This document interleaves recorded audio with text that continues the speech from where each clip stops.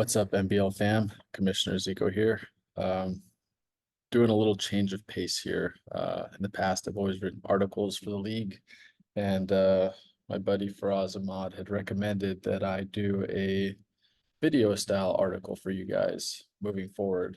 Just a little change of pace from the things that we've been doing. And I thought it was a pretty cool idea. Totally made me think of Kobe Bryant's detail videos he used to do before he passed away. And I figured why not try something like this for MBL. So the way this is going to work is every week I'll pick three people to do a little video analysis of their game. I'll do a little comparison or something like that, NBA comparison for every player. I'll talk about pros and cons for that player. Um, we don't have a lot of video content for a lot of these players. So a lot of players are first year players in MBL. So I think as we move forward, these videos will become a lot more detailed. So bear with me to start. I'm sure this one might not be the greatest one. However, I picked three people in particular who I already know their games well enough to break them down for you guys, pros and cons.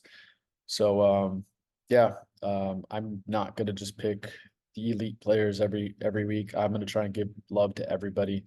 I've always done that in all my articles. So this week's players will be my teammate, Chris Long, who I just so happen to have quite a few videos on. I'd planned on doing somebody else other than him this week. I wanted to save him for later, but I do have pretty decent video content for him.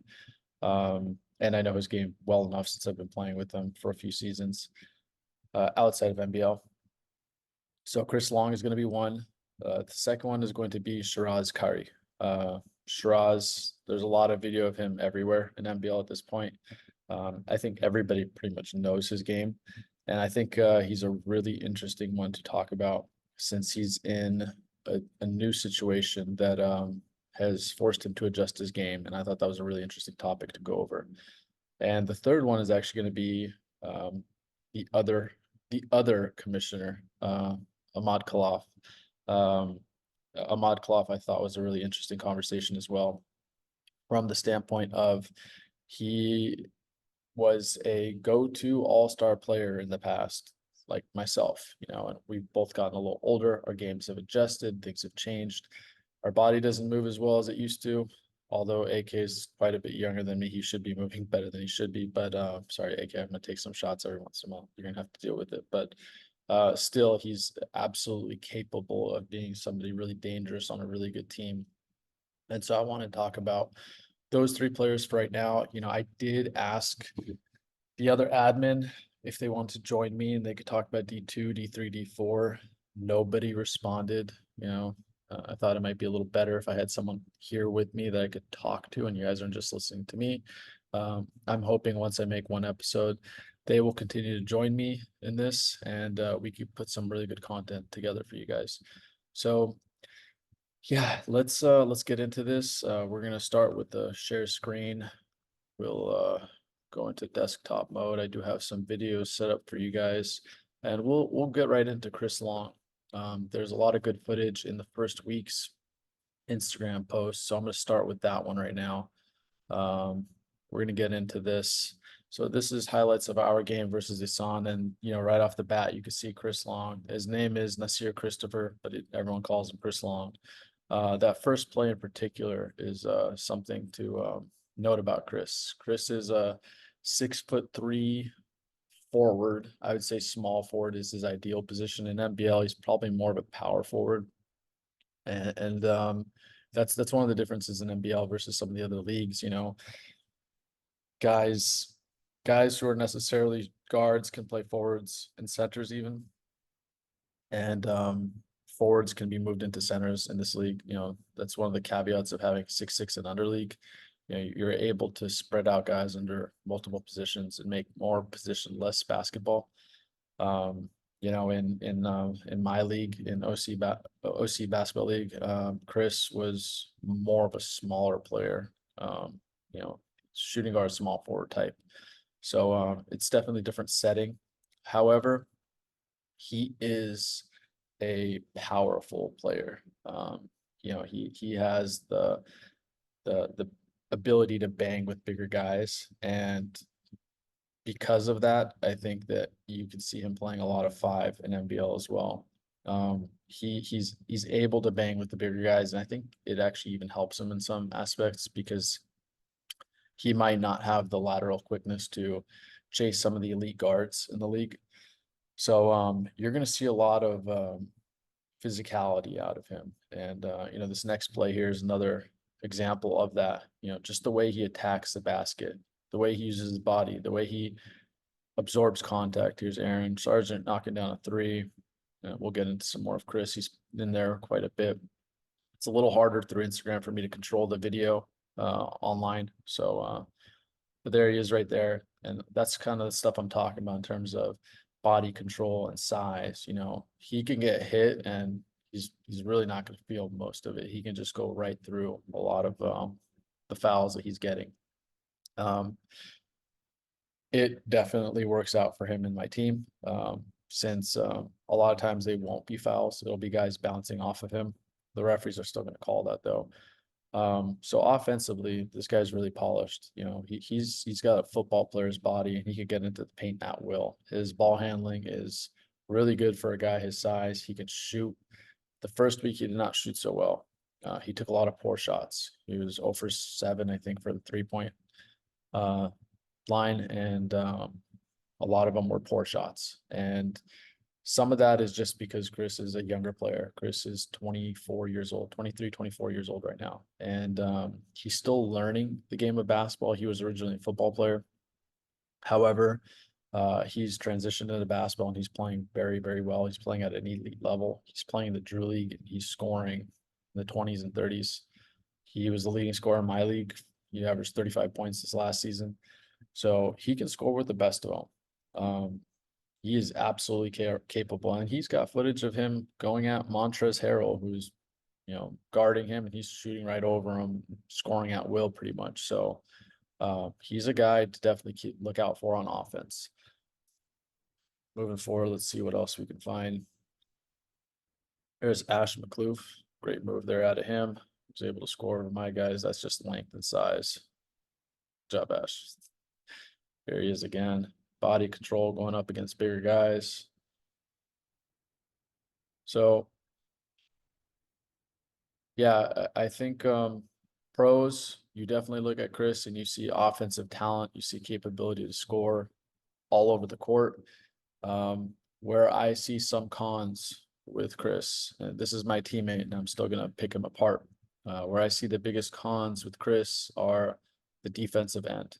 And the defensive end for him is going to be a little different just because this is MBL. The reality is in MBL, you're going to have a lot more guards. And Chris, who is a guard, that was poor defense on my part, hand down, man down. But when Chris is put into a situation where he has to chase a smaller guard, he's going to struggle a little bit. And that definitely showed in the first week.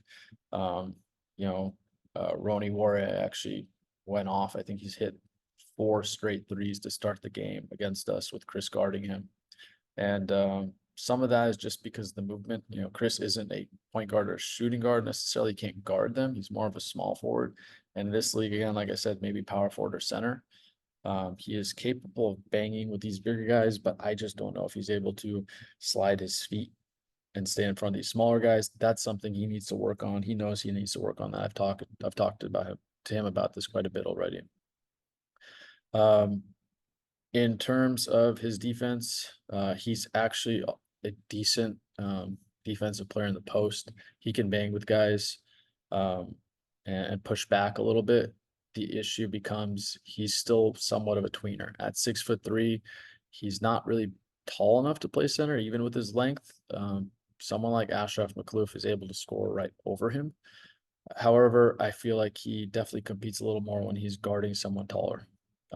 So pros and cons with him. He's gonna be the leading scorer in the league this season.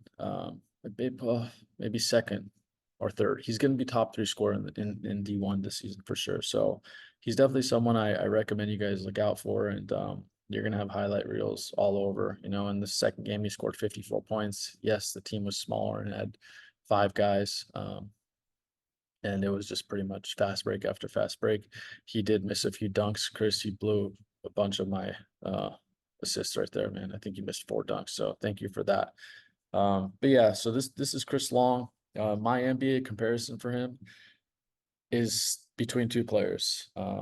I think the 2 best comparisons for him are somewhere between Paul Pierce and Carmelo Anthony. He is an elite scorer who has great body control and has that girth to really push guys and absorb contact and score pretty much at will. So those are the 2 guys I would compare him to. Paul Pierce, Carmelo Anthony. I think those are the best comparisons you're going to find for him. So yeah, that is Chris Long.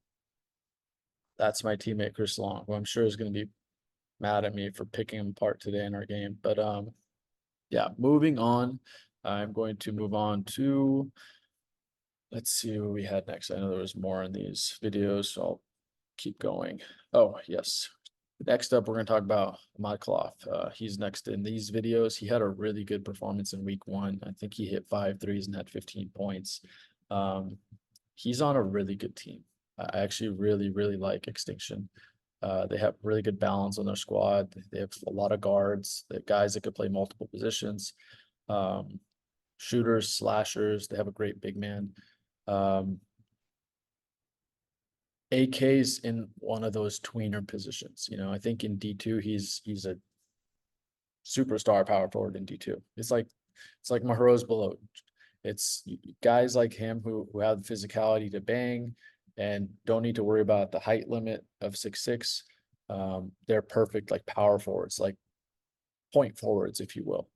And AK is in this situation now where he's playing Division 1 and he's absolutely capable of playing Division 1. However, what position is he? You know, he's a little too small to bang with someone like Chris Long if he's guarding him in the game.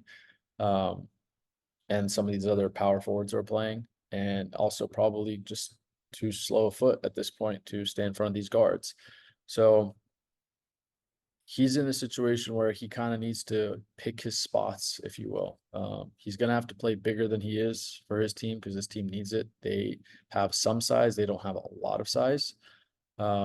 So for him, I think looking at that 3-4 spots, kind of like Chris, is where you see him fitting in the best. But the thing about AK that I've always really liked, I've never had an opportunity to play with AK, although it was talked about many times between us, is AK is literally one of the best shooters in MBL history. I don't think you guys realize how good of a shooter he is, especially off catch and shoot opportunities. He actually does a really good job of spacing the floor when he's on the court. He goes to the right spots. He reads the defense. He shades over all the time. It's something I've always appreciated about him, even though him and I have always argued and bickered at each other and talked smack to each other over the years. He is a phenomenal catch and shoot type of player. When he gets going, he's the kind of guy he can drop 5 to 10 threes in the game without issue. The problem with AK is he was always battling between trying to be an all-star player, a go-to player, mostly in D2, to being in D1 and maybe being the 7th or 8th guy on the team, where he's not getting as many shots as he would if he was playing somewhere else. And some of that is he has so many elite guards who are scorers. There's not really anyone on that team that is a pass first type of player, which they don't really need it because they do have guys like Yasser Yusuf, who will definitely look, Torin Asefi will definitely look to get his teammates open. So I just feel like if AK played with a point guard who was looking for him on that corner, like when the point guard drives and attacks from the top of the key or opposite wing, and AK is on the opposite wing and shades down to the corner, that swing pass is going to be wide open for him, and it's money for him when he gets going, which was evident in week 1. Yeah, he got a lot of wide open looks just by guys cutting or attacking and kicking it out to him. So let's look at a couple of these shots that AK had. I know he had a few of them that were recorded in this video in particular. It's a great move by Hadi Kasmali. Good job, Hadi. Let's see. Again, my apologies for not being able to control the videos here on Instagram while we're recording them online. There's AK, wide open catch and shoot. He's money. He's money from catch and shoot. I know there was another play that I wanted to talk about here somewhere. AK putting his hands up, wondering why there was a foul there. Okay, so there was not another play there. I do have other videos though. So yeah, I catch and shoot, he's absolutely money. Is he on the right team that's going to make sure that he's getting those opportunities? I don't know. But where I'm gonna pick AK apart a little bit is on the defensive end. AK has quite a few. Actually, this is a really good defensive play. I'm going to come back to this one. He has quite a few plays that kind of leave you hoping for more type of situation. Okay. Abdul Yusuf attacking the basket here. AK yelling at his teammates to turn around, which he's actually right. One of his teammates should drop to help out the man cutting. However, when you look at AK, who's stopping him? Not him, not anyone. He had nobody behind him on the fast break. Foreign probably should have picked up the ball initially. However, AK was in the back of the line with one other teammate who's here. This teammate should have been here. AK should have stepped up to stop the ball. If AK would have stepped up to stop the ball sooner, if AK would have stepped up to stop the ball sooner, he might have been able to avert Abdul from making the play towards the basket, or making the pass. Turn down the volume here so we don't have to listen to it.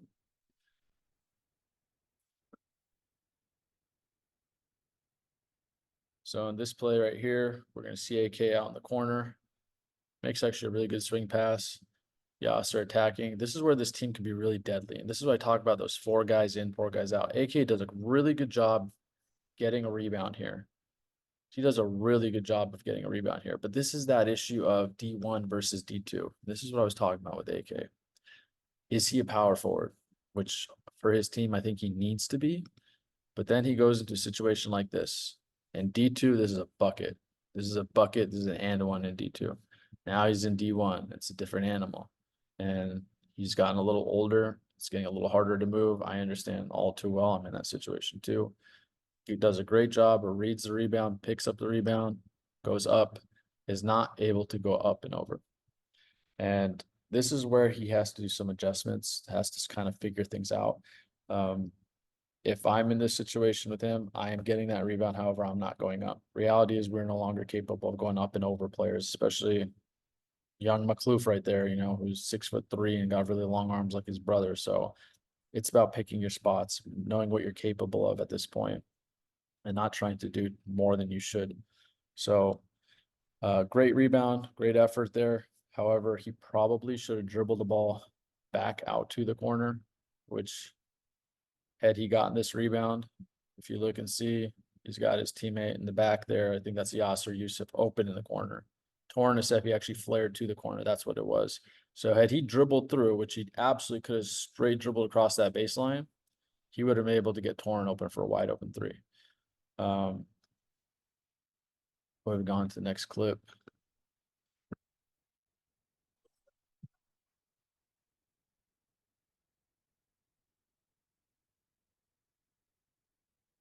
So in this clip, some of this is age, some of this is laziness. Again, I'm gonna pick on you a little, AK. Please don't be mad about this. It's, you know, he chased down the ball, he slowed the ball down. You know, it was a fast break opportunity. He got them to slow down. However, he kind of needs to decide what he's gonna do. Is he sticking with this man? Is he switching? So he did switch. He committed to switch because he had a team in his back, which was teammate behind him, which is good awareness. However, he refused to stay in front of the ball. Screen coming. Instead of at least chasing over because he saw no teammates are there, could have gone for the strip right here. If you look at his hand, he could have reached down, try and get that strip. He just let the play go. And it was a good screen from Ali with that screen right there. you know, his teammate might have been a little more at fault at that point than he was. His teammate could have called out that screen, called a switch, jumped it. But some of it is just AK moving. Like here in particular, you know, he saw the lane coming. Probably should cut off. Probably should cut him off there. The angle is bad right there. You know, he should have gone straight towards that baseline just to deny it. You know, but he might have seen the screen coming and chose to do that. Next clip.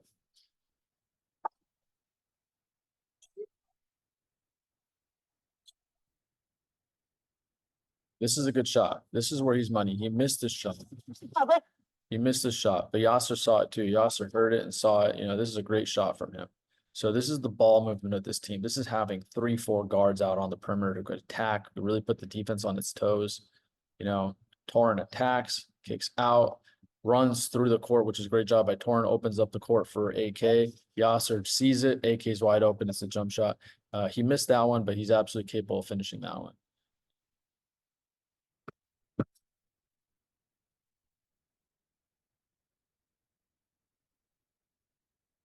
All right. This was actually a great defensive effort from AK, which I don't see too much of this from him anymore. And this is where I get a little annoyed of AK because he's capable. So you see these plays and you see what he did, and he did everything correctly. You know he's capable of it. So something I'd like to see from him a little more is just that effort of making sure you're stopping the ball. This was the effort to stop the ball that I wish he would have had on that last play against Ronnie. Reads the screen coming, jumps it, contest the shot. All you got to do is contest the shot at that point. He didn't foul, you contested, he made the player think twice about going up strong. These are the effort plays that you kind of wish you see from AK a little bit more. Again, because you just know he's capable of it. You know, he read it perfectly.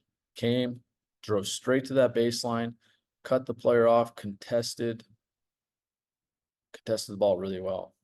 He might have got a little bit of hand there, but hand is part of the ball. So AK, a little more effort plays like this is something I know your teammates appreciate when you do it. Makes you that much more dangerous on the floor.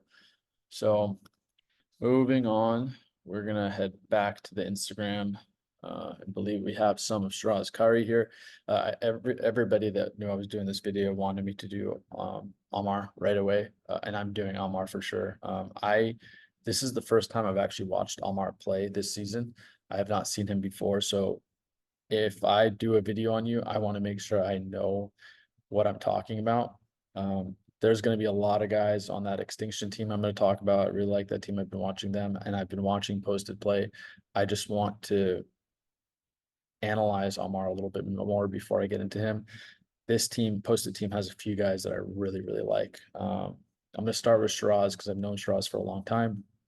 Sheraz actually played in my league. He played with Justin Johnson, the MVP of my league. He was on the same team as him. Justin Johnson played in MBL. You know, he's legit like the Kobe of MBL, and he's one of the best players he is the best player in my league, honestly. He might not be the best scorer right now with Chris being there and just scoring more than him, but he's the best player in my league. And Sheraz got to play with him. I played in another elite league in Newport Coast. I brought Sheraz to play with me in that league, and he did really, really good. And Sheraz is a really good player that is capable of scoring in bunches. We all know this. I think he just had a 73-point game in another league, which is insane. It shows the capability of him being able to score over players. And I think he's been the face of every team he's played on. And now he joined this posted team, and this posted team is a legitimate threat.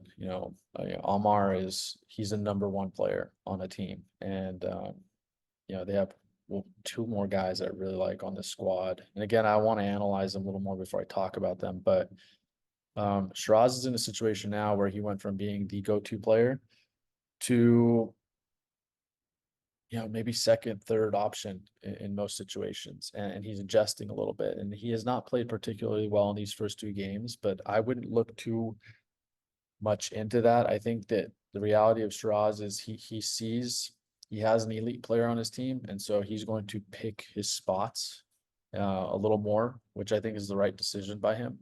However, he does need to be a little more aggressive. I think that for this posted team to go out and win a championship, Sheraz has to be a key player for them. he will take a ton of pressure off of Amar if he does so. If he gets going and those two guys become, a 1-2 and maybe a 1-2-3 punch with one of the other guys that's on this team, which I'll talk about later as well. This team is dangerous. They're a legit title threat. They lost their last game. Again, they're still feeling things out. I really like this group. So let's see if we can get some highlights of Sheraz here. I think there was a few. Amar with the big bucket there. I will note the player that I was going to talk about was actually Bruce Hydre. Originally, I chose Chris over him because I don't have a lot of footage of Bruce. Maybe next week we'll have Bruce in the video. If I could get a little more footage of him. So sorry, Bruce. I want to talk about you. Excited to talk about you later on. So let's see. So that guy right there, I honestly don't remember his last name. I got to watch him in the last game. He's phenomenal for this team. That's that 1-2-3 punch I was talking about. Amar, that guy, I can't remember his name. I think his last name is Ishmael, or can't remember, but he's legit. Great hooper. This is one of those dangerous teams I was talking about. They got multiple guys that can hurt you. He's one of them. Let's see if we got there. Shiraz's little headband.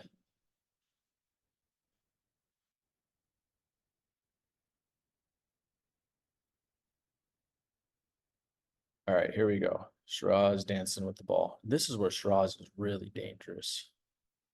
This is where Sheraz is really dangerous. If you give him the ball and you just basically tell him go to work, Sheraz can score on almost anyone in the league.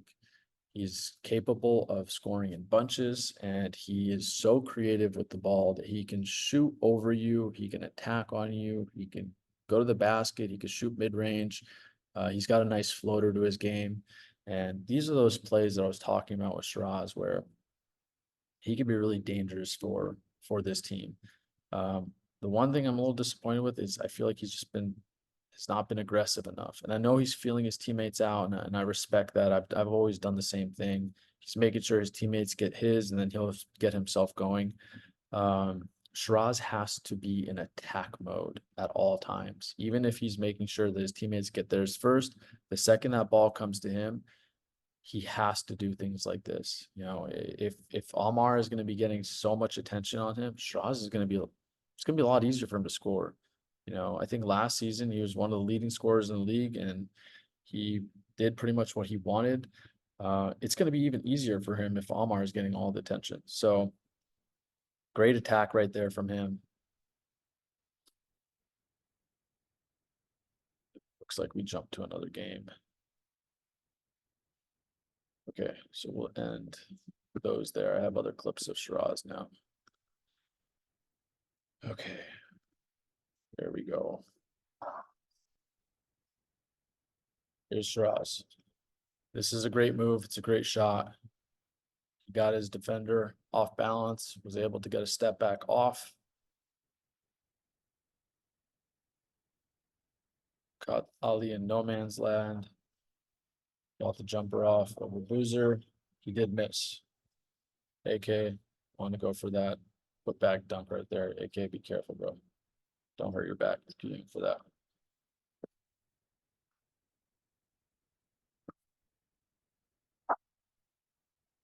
Okay.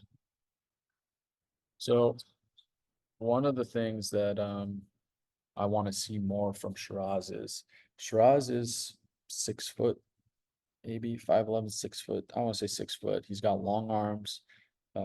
He's got quick feet. He should be a better defender than he is. So this is where I'm gonna be a little critical of him.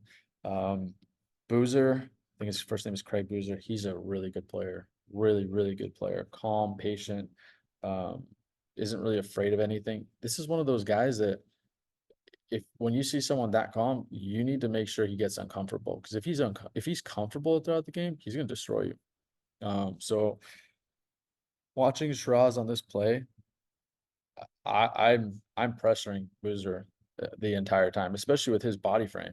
He saw the screen coming and he ended up dropping back. I would like to see Shiraz pressure that so he can get up and over the screen. See, at this point, Boozer kind of saw another matchup he liked, using multiple screens, got through, got a shot off that he liked.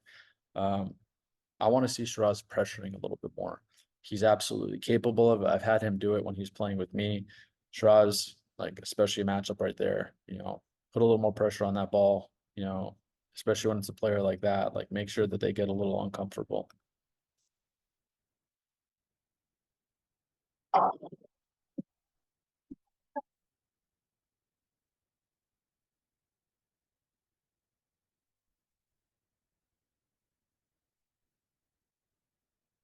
So this is another thing that I like about Shiraz is as great of a scorer he is, he's actually not a selfish player, and he does move the ball really well. He played really well on some of the teams I've had him play on with me. He can create for others, and I think it's something he needs to learn to do a little bit more of, especially now that he has weapons. He has a really good team. There's a lot of guys who can finish for him. So this play right here, comes out to Shiraz. He attacks. He gets his go-to guy wide open. So Amar missed that shot. It's probably because he's not used to being that open. And Shiraz actually made another really smart move right here. If you look, he went to get the rebound. Yeah, he sees his own teammate, the big man there, and he pulls away. He realizes it's not his ball. So, sometimes you misread these plays and you tip the ball away from your teammate, goes out of bounds. You guys are both angry at each other for play like this. He read the player correctly. This big man got the rebound, got an and one. That's good awareness from him. But these plays in particular, this is where he could be really dangerous for this team. If he goes out there and he gets an easy shot for Almar like this, makes that defense cave in, I would say 7 times out of 10, Almar's hitting that shot. So that's another thing I really like to see more of from him.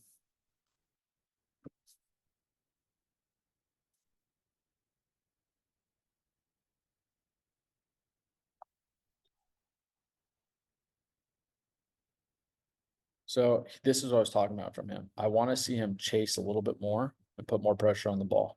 Now, he did let the ball go by him, so he's pressuring here. He committed to Ali. There was a switch, and he chased down. He realized that they were chasing from this play. He saw the guy in the corner, and he actually ran out to the shooter. So this is a really good defensive effort from Shiraz. And look at that athleticism. Shiraz, you got 2 feet off the ground, bud. Good job. I know you're still trying to dunk. You could keep working on that. All right. Great defensive effort from him. These are those plays where like he needs to commit more of on defense. So using that length, using that athleticism, the player there is actually 6'3" defender, and Shiraz is getting up there and contesting.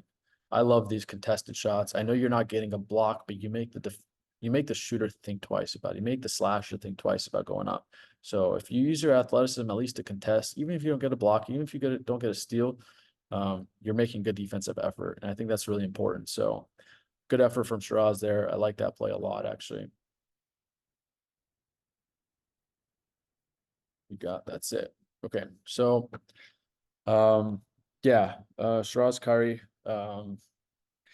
he Shiraz, I'd like to see you be a little more aggressive this season.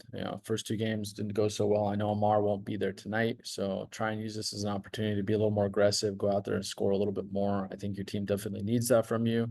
But make sure you and Amar, find a way to work together. And you know, um, I definitely think you guys are a legit combo, legit title threat. So yeah, I said I was going to do NBA comparisons for everyone. I skipped AK there. I probably should think of AK. AK and Almar. AK and Almar are a little harder to think of. Chris is kind of a simpler one to find. AK and Almar are a little more. Let's see. I'm gonna have to think about this for a second because I actually didn't think about them too much. Let's see who I can think of now.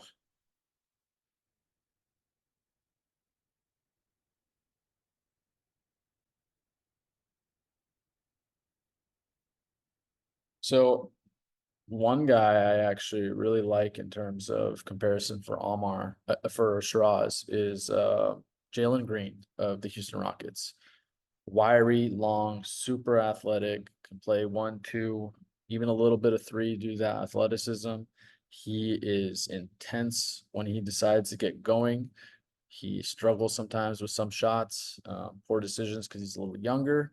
But I think that like the sky is the limit in terms of talent wise for both of them. I think body wise, it's a really good similar comparison to them.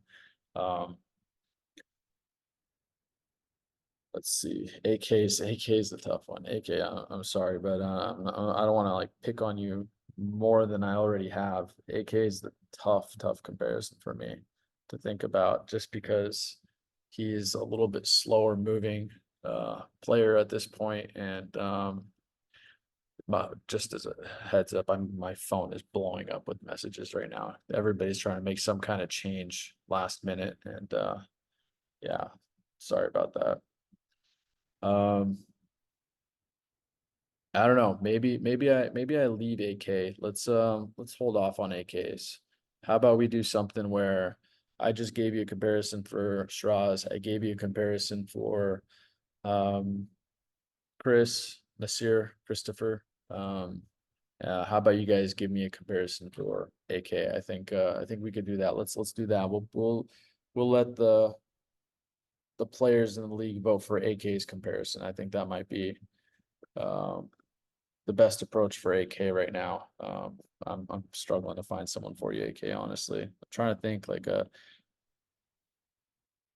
power forward who is not a good defender but could still knock down threes. Like, yeah, I'm struggling right now, honestly. Small forward, power forward. Uh Joe Ingles, that might work. Point forward type of player that used to be a really good player, now is kind of that veteran on a younger team kind of thing. So yeah, let's see what everyone else thinks. I'm gonna have everyone else vote for this and see what we could do. But yeah, there's episode 1, fellas. I hope you guys enjoyed it. I'm sorry if I was annoying. Again, I would have preferred if I had one more admin here with me so that I could kind of go bicker back and forth with them. I'm gonna try and do that. I'll get guys from D2, D3, and D4 to help out with this so we could get some of those other guys in those lower divisions some love too. So again, I'm not gonna just do the big name players. I want to, talk about as many players as I can. So I'll do 3 players every week. And yeah, thank you guys for listening. Appreciate you guys. See you guys all tonight.